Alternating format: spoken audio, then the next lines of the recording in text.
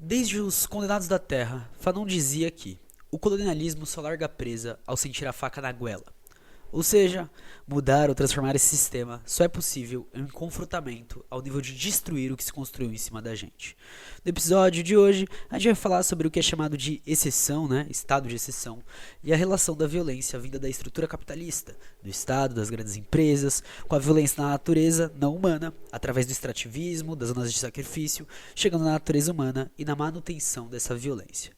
Com isso, apaga-se a cultura e cometem-se genocídios, deslocam populações e disputam território em seu sentido mais vivo, matando tudo que toca.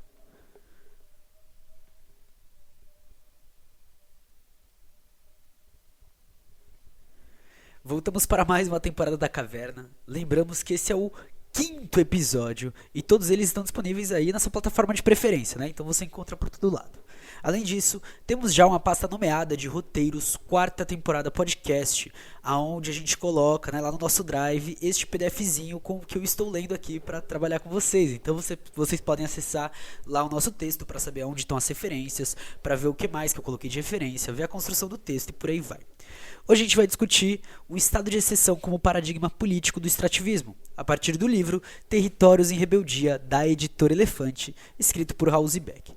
Sejam muito bem-vindos, eu sou Marcos Morcego, podcaster aqui da Caverna, e gostaria de lembrar vocês também que a gente tem outros projetos para além do podcast, A gente produz lives e vídeos no YouTube e de vez em quando na Twitch, mas também estamos lá na Clio Operária, uma revista muito nervosa, que vai ter indicações, inclusive nesse episódio, que vão estar aí no nosso PDF, Então caso você queira ver o que a gente indica da Clio, entra lá. O nosso cupom de desconto lá no site da Autonomia Literária está ativo. Basta usar #morcego na autonomia para garantir seus 20%.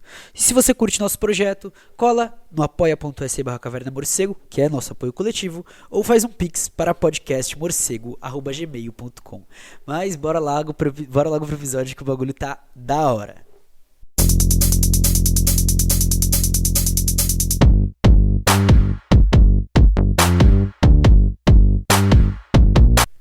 A continuação do modelo extrativista remonta tudo aquilo que circunscreveu a construção da sociedade colonial. Resgatamos então o debate de Eduardo Galeano e olhamos para a sociedade capitalista nas periferias do mundo. E, de forma diferente, o processo de, como disse Halsbeck sobre Harvey, o modelo extrativismo deve ser considerado parte do processo de acumulação por dispossessão, característico do período de domínio do capital financeiro. Mas são várias as maneiras que o sistema se articula e joga seus tentáculos para sugar tudo que der. Seja pelo processo de privatização, com financiamento e organização pelo Estado, e, enfim, para quem conhece um pouco de América Latina do que está acontecendo agora nesse meio político sabe que esse é o padrão. Mas também sabemos que o principal instrumento da acumulação por dispossessão é a violência, e seus agentes estão indistintamente poderes estatais, paraestatais e privados, que em muitos casos trabalham juntos, pois compartilham os mesmos objetivos. Enfim, essa é uma referência, uma ideia que a gente vai trazer durante esse episódio todo, Tá aqui desde o começo, mas que eu acho que é muito visto, por exemplo, no processo contra a favela do Moinho, no processo do genocídio da população da Bahia, Que a gente tem um número absurdo de números de violência cometidos, mas também no processo da Cracolândia e também no processo que acontece no nível rural, Caso emblemático, o sul da Bahia e o nosso centro-oeste, por exemplo. É assim que conseguimos enxergar que o grupo paramilitar que ataca povos indígenas, negros e pobres, chamado Invasão Zero, é composto por ex-policiais e atua junto com diversas forças organizadas do Estado, seja Polícia Federal, seja militar, seja civil, Ou ainda, que em nome dessa especulação, Tarcísio de Freitas, atual governador de São Paulo, invade favelas do centro, e avança em cima dos bailes funks, coisa que o Ricardo Nunes também está fazendo, Além de acabar com espaço para descanso, diminuir espaço para ônibus, diminuir o lugar que pessoas em situação de rua costumam se organizar e construir um espaço social, onde inclusive a assistência social chega, Enfim, tudo isso para colocar enormes estacionamentos, acabar com o espaço social e entupir mais de carros uma cidade que não aguenta mais carros, Meio que esses exemplos eu acho que eles são muito memoráveis.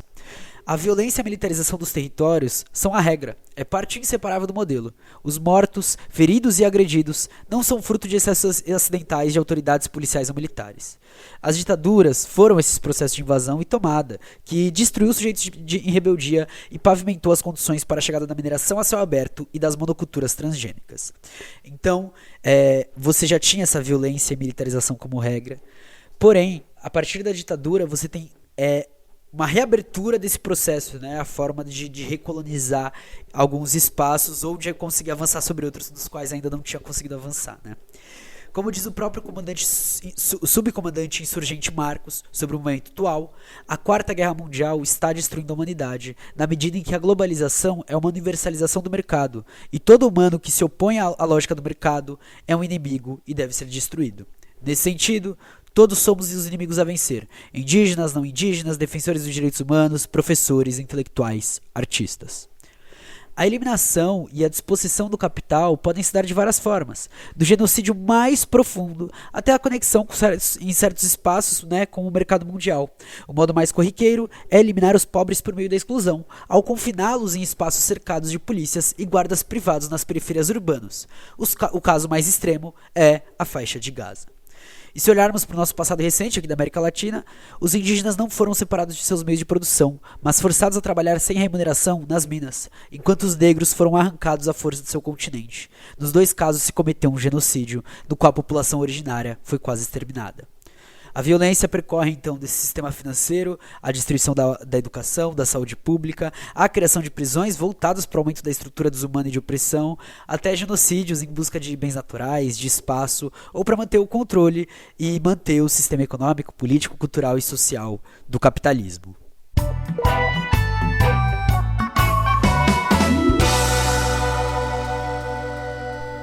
Abrem-se espaços para mineração e monocultura, tiram as comunidades de seus lugares e cada vez mais tomam militarmente os territórios. As transnacionais e os governos formam seus contratos. Isso tem gerado economias de enclave, como expressão extrema de espaços socioprodutivos estruturalmente dependentes. No fim, empobrecem a terra, o tecido social e isolam as pessoas. As leis se ajustam para receber novos contratos, isentar as empresas de impostos e por aí vai. Com isso, a monocultura toma tudo, atacando a agricultura familiar e a soberania alimentar. Escassez e contaminação da água isolam comunidades, quebram os laços, quebram o tecido social.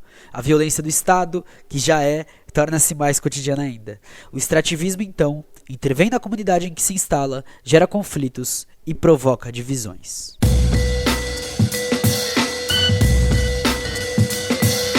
Nesse cenário, com o processo de recolonização, ou seja, com o avanço recente sobre as terras, seja com o cordão do agro, que sobe pela floresta amazônica, com sistemas de transporte que vão cortar territórios e áreas de preservação, com os data centers, que são essas grandes áreas que consomem números absurdos de água, energia, em meio do colapso ambiental. O que fazer em áreas onde a sua humanidade está sendo negada? Qual é o processo de recuperação da humanidade? Né? Pensando muito numa lógica, inclusive, fanoniana, já que é com ele que a gente abre o episódio, né? Portanto, numa sociedade que se diz democrática, que nega suas próprias formas de preconceito, nega que na raiz capitalista toda uma construção social, política e econômica se formou para manter essa repressão. Aquele estado de exceção, várias vezes citado, na verdade se apresenta aqui, né, não como uma exceção, mas como algo permanente, como algo que faz parte do processo. Seja nessas áreas pouco vistas em que milícias, forças paramilitares e forças armadas e policiais sempre estão pressionando, sumindo pessoas, cortando acesso à água. Também é o padrão nas periferias e favelas em cidades mais urbanizadas, né? São Paulo, Rio de Janeiro, Bahia. As forças policiais estão sempre ali para impedir qualquer manifestação, qualquer reclamação. O Estado coloca suas forças regulares e irregulares para controlar a pobreza, fazendo a manutenção da desigualdade, organizando um exército de descartáveis. Ou, nas palavras do nosso autor, né? Para trazer ele aqui, um Estado policial formalmente legal, mas dedicado a gerar exceções como critério de governo e manter à distância as classes perigosas, por meio de uma vasta gama de intervenções que vão desde as políticas de responsabilidade social e empresarial, que avalizam a evasão tributária, até a intervenção policial militar arbitrária, dirigidas no controle territorial armado, no qual o corpo policial militar é encarregado de administrar e fazer a gestão de coisas e corpos de modo exclusivo e excludente. Ficando então a pergunta, né? Qual organização a gente precisa para parar isso? Especialmente quando esse movimento atualmente vem acompanhado por grandes empresas, big techs e outros monopólios e oligopólios. Enfim, e o governo, né? Enfim, a gente vai chegar nisso. As negociações e a opção por ir combatendo esses setores, principalmente os extrativistas, em etapas, é um erro, tendo em vista que as alternativas já estão nas nossas mãos. São processos nos quais as comunidades lutam palmo a palmo pelo território, organizam-se para impedir a entrada de multinacionais ou para expulsá-las, transformam territórios em barricadas e os corpos em trincheiras. na falta de leis, Estado e autoridades que as aspirem. Então, o autor, avaliando alguns exemplos, algumas situações, algumas realidades, nos trouxe no final desse capítulo, né, alguns pontos, e eu vou levantar 6 deles aqui, e óbvio, né, não vou trazer todos eles e não vou me estender explicando sobre eles, porque aí eu acho que cabe dar uma olhada no autor, obviamente, mas acho que vocês vão pegar coisas, se vocês acompanham os outros episódios e tudo, vocês vão entender. Primeiro ponto, autodefesa comunitária com base em formas comunitárias territoriais de poder popular. Eu acho que é isso que a gente tem pautado quando a gente olha para a autodefesa, quando a gente olha para a coletividade, quando a gente olha para a questão social, né? De construir essa comunidade desde agora, porque é ela que vai gerar nova sociedade, né? Mas não só isso, é o único lugar que a gente consegue realmente estabelecer uma defesa onde a gente se protege, né? E aí são vários exemplos disso. Segundo ponto, ação direta contra as multinacionais, paralisar as obras, impedir que as empresas trabalhem, destruir o maquinário, impedir até mesmo a realização de estudos de impacto ambiental.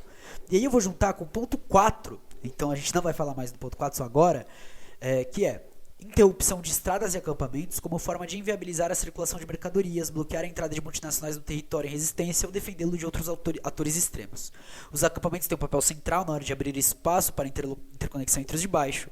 São setores sem espaços próprios na sociedade, como são os sindicatos para os trabalhadores formais, mas tais espaços devem ser construídos como pré-condição para estabelecer alianças e encontrar linguagens e códigos comuns com os semelhantes. Então a gente tem duas coisas importantes, né? A primeira, essa tática de paralisar a obra, de ação direta, de impedir o trabalho de certas empresas e tudo. E foi uma luta muito utilizada por quem militou, por quem foi ativista e pelo movimento por sanções, desinvestimento e bloqueios, né, que é o BDS, que foi utilizada para acabar com a apartheid na África do Sul, né? E também tem sido utilizada em certos momentos contra o genocídio que o, entre aspas, Estado de Israel comete, né? Então é uma tática muito permanente, muito, muito legal. E eu achei interessante a segunda parte dentro do ponto 3 e 4, né? Sobre os acampamentos e esse esquema de pensar a comunicação e pensar fugas, né? Dentro de um espaço mais móvel. Isso é algo para ficar guardado. Terceiro ponto, marchas de sacrifício até localidades vizinhas, inclusive até a capital, às vezes percorrendo milhares de quilômetros para difundir a realidade na qual vivem, mas também para ganhar aliados em locais aos quais habitualmente não têm acesso, uma coisa que o MST fez muito, né? O movimento sindical realizava esse tipo de ação em momentos de crise grave com características similares. Nesse caso, pesa um fator determinante, a necessidade de interromper o cerco material e simbólico, policial e midiático lançado sobre as comunidades que resistem para isolá-las e submetê-las, longe da visibilidade de seus potenciais aliados urbanos. Ponto 5, portanto, né, já que o 4 já foi falado, criaram, né, alguns grupos criaram articulações mais ou menos permanentes para coordenar ações e provocar reflexões e planos de luta. Então ele fala de lutas mais pontuais, onde você cria um núcleo, eles fazem as articulações, pum, e o núcleo some. É uma coisa meio assim. É interessante de se pensar, né? Uma característica muito utilizada do meio rural aqui. Levantes, insurreições, rebeliões. Esses repertórios de ação estão ancorados no território, e as comunidades são suas bases de sustentação social e política. Seu objetivo imediato não consiste em negociar condições de trabalho ou salários, mas criar uma situação que torne impossível a acumulação por disposição. É uma opção de vida para frear um modelo de morte. O que marca, portanto, a sociedade ocidental, como a gente pode ver, e o que é chamado de democracia, né? São um verdadeiro campo de concentração. Eles tentam nos cercar, embora a gente seja a maioria, embora a gente componha realmente esse tecido social, né? Eles tentam pelo menos criar essa sensação através das formas pelas quais eles podem, de que a gente está cercado, e eles constantemente estão avançando sobre a gente, né? E aí eu acho que esse episódio ele é realmente tipo um que fazer de Lenin, só que só a pergunta, né? A gente não traz a resposta, a gente traz ideias, possibilidades, mas a gente não traz respostas, mas é meio que essa a ideia. No episódio de hoje, demos um passo à frente, né? Dialogando com o momento atual em que as Big Techs e governos se articulam com uma nova força para arrancar mais sangue, rios e terra de nossas veias. O último avanço da extrema-direita esticou a realidade, esticou os limites do neoliberalismo. Agora, novamente, pelo menos em uma grande parte dos países, esse acordo democrático, né, essa retirada, essa saída de cena da extrema-direita da frente, manteve os governos progressistas neoliberais para tocar esse projeto violento, né? E aí, enfim, abrem-se mais perguntas, né? De se a gente vai deixar acontecer, de qual é o limite desse neoliberalismo progressista, qual é o limite da sua democracia, qual é o limite da esquerda no nível institucional também. Né? Eu acho que essa troca de ideias que está sendo feita nessa temporada sobre partidos e movimentos sociais reflete muito dessa discussão. Tá? Bom, a gente fica por aqui. Não esquece de fortalecer os projetos, de seguir a Caverna do Morcego, de seguir o Marcos Morcego nas redes, de fortalecer o nosso Pix, nosso apoio coletivo. Tá tudo aí na descrição. E até mais. Um grande beijo. Tchau!